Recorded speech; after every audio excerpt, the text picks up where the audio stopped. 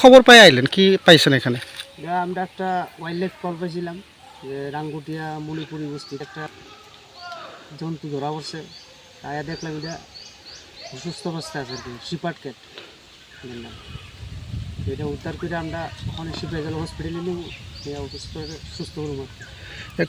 কেমন অসুস্থ, মানে কি দেখছেন আপনারা? এটা মোটামুটি একটা চোখের উপরে ইনজুরি হয়েছে আর কি, আঘাত পাইছে। আশা করি হসপিটালে নিয়ে ঠিক হবে আর কি। ধন্যবাদ স্যার।